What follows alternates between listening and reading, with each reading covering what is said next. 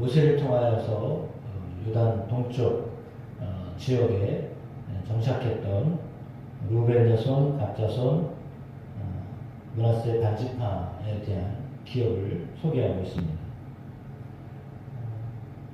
여호수아와 함께 전국 전쟁을 마무리했던 사람들입니다. 자기들이 얻을 땅에 대해서는 이미 확보하였던 사람들이어서 모두 마음에는 매우 여유가 있었던 사람들이었을 것이지만 또 한편으로는 우리는 언제 이 정쟁을 다 마치고 우리 땅으로 돌아갈 것인가 라고 하는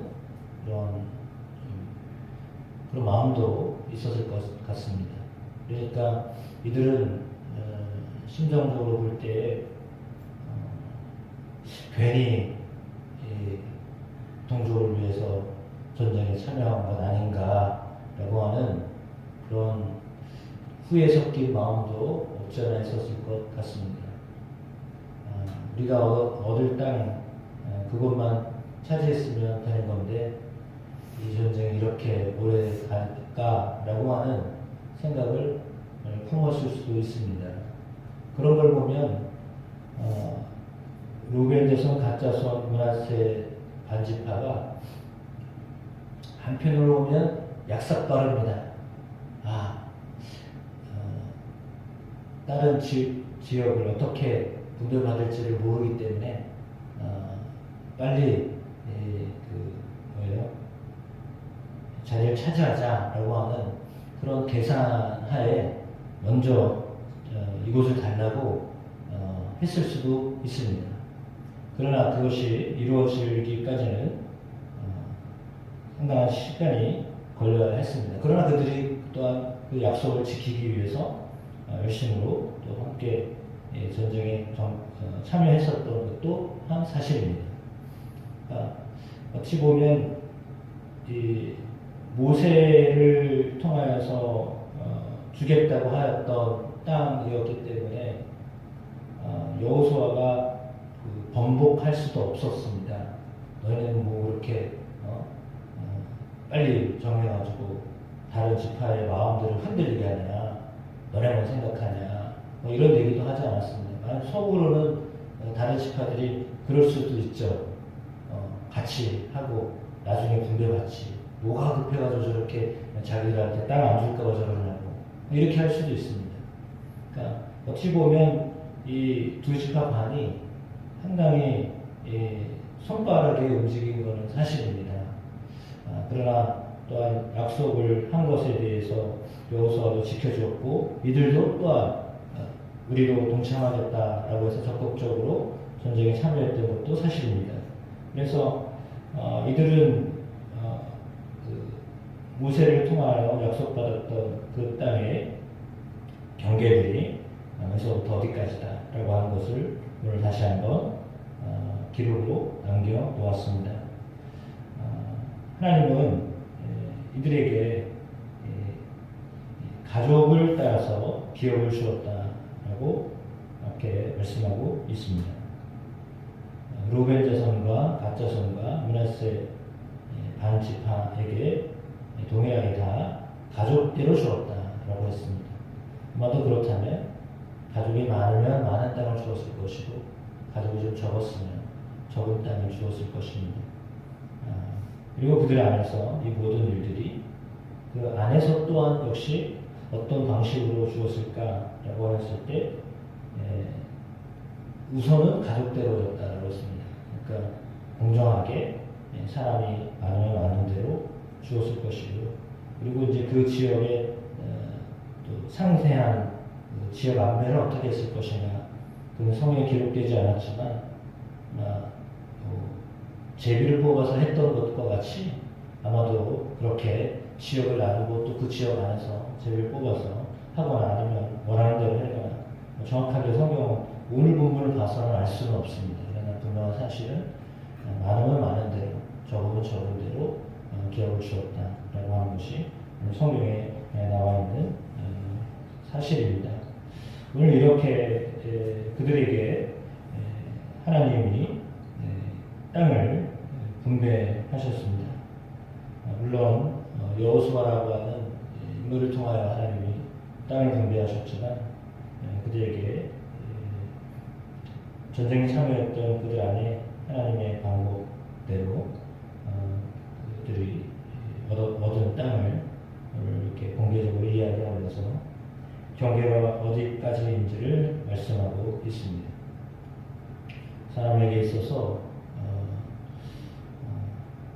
넘어야 될 것과 넘지 말아야 될 것과 그리고 또 함께 어떻게 해야 될 것인가에 대하여서 말하고 있는데, 루벤 자손의 기업 중에는 특이할 만한 사항이 22절에 이스라엘 자손이 그들을 살육하는 중에 부올의 아들 점술과 발람도 칼날로 죽였더라 라고 하는 말씀이 나와 있습니다. 이 사람 역시 이스라엘을 향하여서 좋은 편에 서 있었던 사람은 아니었습니다. 그런데 오늘 그도 역시 칼날로 죽임을 당했다라고 이제 심판을 받은 상황이 오늘 성경에 기록되어져 있습니다. 하나님은 하나님 편에 서서 이러한 사람들에 대한 하나님의 보호하심, 상주심이 분명히 있고, 반대로 하나님 편에 서지 않았던 사람들에 대한 보험 또한 분명히 있습니다. 그래서 당신은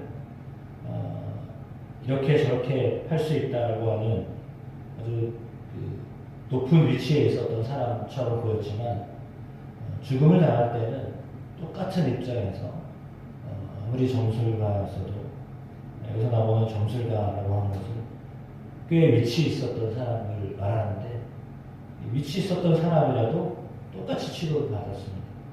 그러니까 당시에는 사람들에게 취향받는 사람이었을지 모르죠. 점을 치는 사람이었으니까. 그러나 지금은 똑같은 사람처럼 취급을 받았습니다. 그러니까 하나님 앞에서는 뭐 능력이 많았거나 또 어떤 위치에 있거나 해서 좀 뛰어나 보여도, 그러나 하나님 앞에서는 다른 사람들과 같이 동일한 그런 사람이나 마찬가지였다라고 하는 것을 말해주고 있습니다. 칼에 의하여 죽임을 당한 사람으로 오늘 성경은 분명하게 기록하고 있습니다.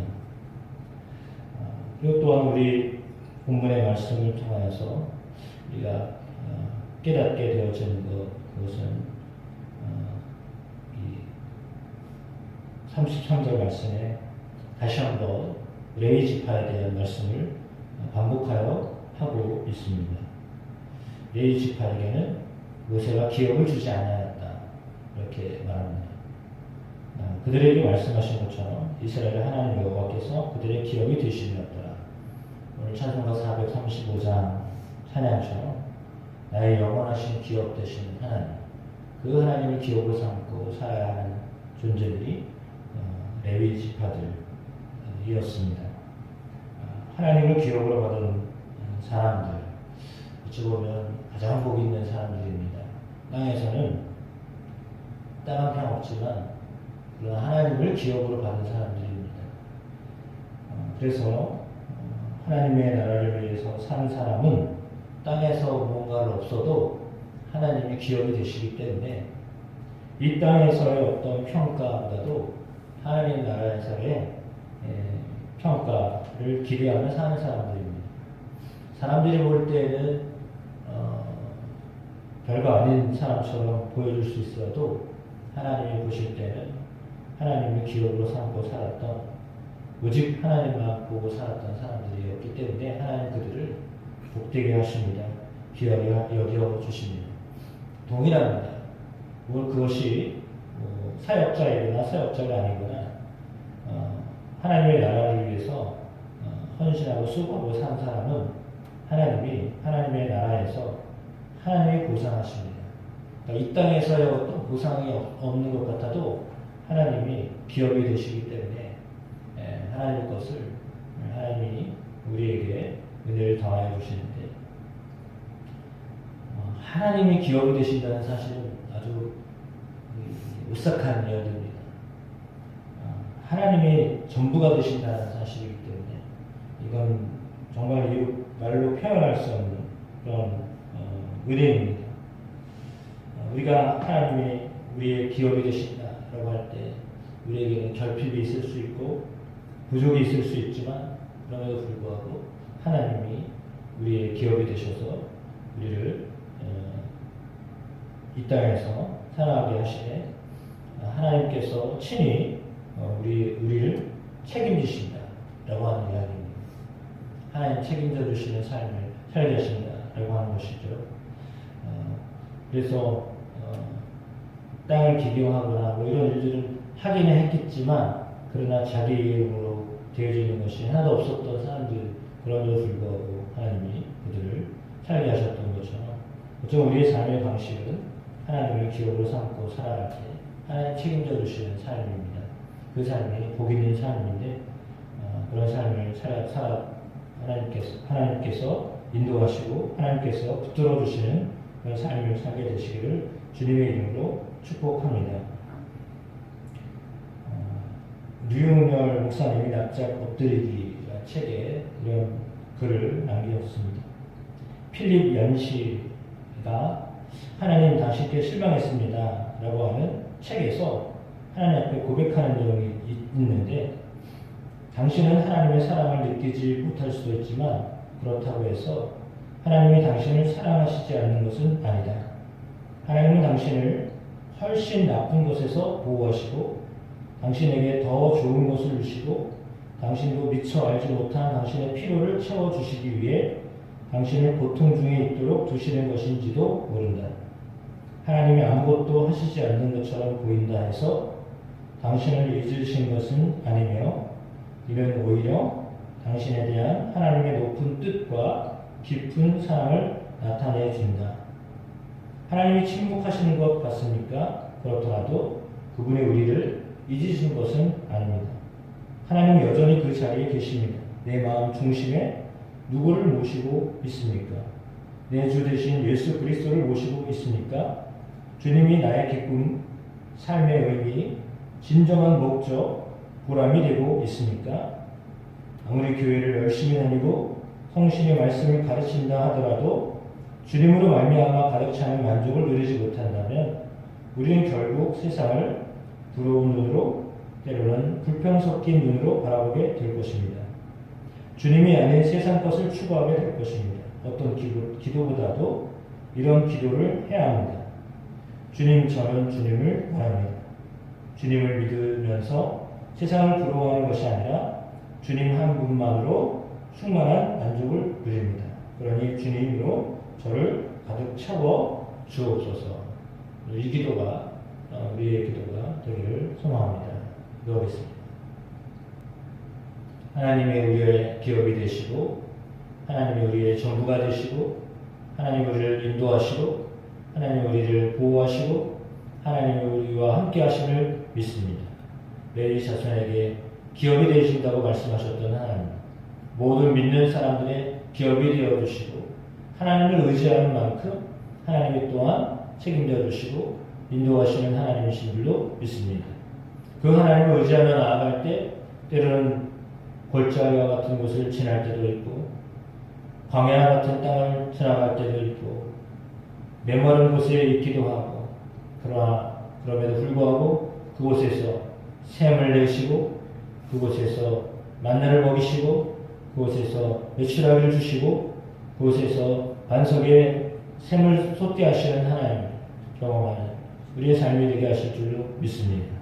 안 될 것 같지만, 보이지 않지만, 어둡지만 그럼에도 불구하고 하나님이 여전히 함께 하시는 하나님이심을 알며 믿음 생활을 감당하는 저희들이 되게 하여 주옵소서. 예수 그리스도 이름으로 기도드립니다. 아멘.